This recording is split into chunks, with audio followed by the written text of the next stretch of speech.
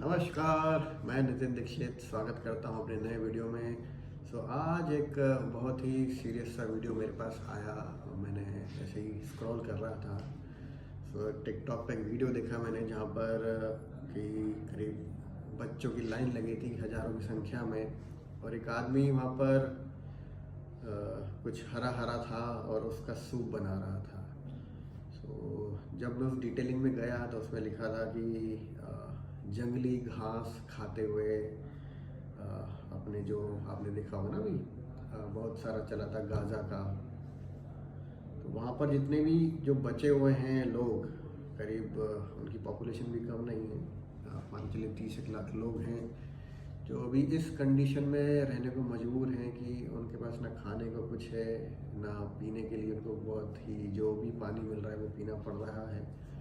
Live जब मैंने देखा उस चीज़ को तो अभी तक तो सिर्फ हमने कहानियाँ सुनी थी कि महाराणा प्रताप ने घास की रोटियाँ खाई हैं, जंगल में रह के कैसे सरवाइव किया है।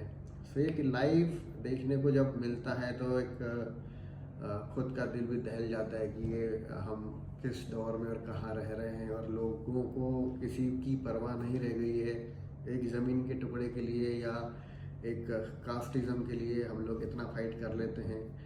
तो आप सोच सकते हैं कि पिछले 6-7 महीने से उनकी कंडीशन इस प्रकार से है। मेरे ख्याल से मुझे लगता है कि आप सबने भी देखा ही होगा कि ऑल आइज ऑन रफा। तो रफा मेरे ख्याल से बहुत सारे लोगों को तो पता ही नहीं होगा कि क्या है क्या नहीं है। कुछ लोगों ने ऐसे ही फॉलो कर लिया होगा, शेयर कर दिया होगा, कुछ ने कुछ नेगेटिव कमेंट या कुछ पॉजिटिव कमेंट डाले होंगे उसके ऊपर। बहुत सारे लोगों को समझ ही नहीं आया होगा। तो मैं आपको एक ग्राफ में समझाता हूँ उसके अंदर की एग्जैक्टली क्या हुआ है। जैसे कि मान लीजिए आप जैसा आप ये पिक्चर में देख रहे हैं, ये करीब इतना पूरा एक लैंड मान के चलिए। गाज़ा के बाद दूसरा जो शहर था, इस प्रकार से बदलते बदलते बदलते अब वो लास्ट शहर में पहुंच गए हैं अपने देश के। यानी मान लीजिए अगर आप जिस भी कंट्री में हैं, आप उसके आखिरी बॉर्डर पे जाकर पहुंच गए हैं, क्योंकि बाकी सब जगह बमबारी हो रही है। अपने घर वर सब टूट गए हैं, ना रहने को जगह है, ना खाने को जगह है, कोई गवर्नमेंट जैसी कोई चीज़ ही बची नहीं है वहाँ पर जो इनको हेल्प कर दे। तो इस प्रकार से वो आखिरी पायदान पे अपनी कंट्री के पहुँच गए हैं कि अब उनको दूसरे देश में जाना पड़ेगा जो कि बॉर्डर पे है, और बॉर्डर सब बंद हैं।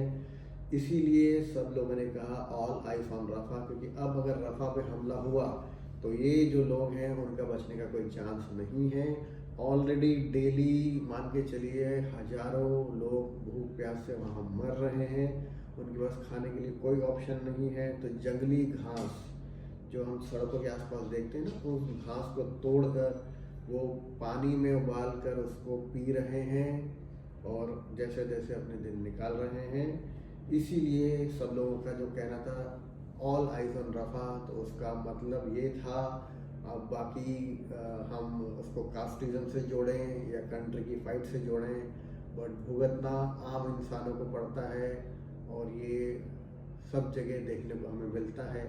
तो जब तक लोग समझ ही नहीं पाते कि हो क्या रहा है और रिएक्ट करते रहते हैं उसके ऊपर, तो मैं आपको वो वीडियोस पे शेयर करूंगा कि वो जो वीडियो मैंने देखा किस प्रकार से वो लोग घास उबाल कर खा रहे थे, ना उनके पास दवाइयाँ थी ना कुछ था। बाकी मदद दूसरी छोटी मोटी पहुंच रही है उनके आसपास, बट उतनी कैपेबल नहीं है कि अगर इतने लोग हैं तो उनके हिसाब से खाना सिर्फ 1% है, और बाकी 90 लोग भूखे प्यासे ही सोते हैं वहाँ पर। Thank you.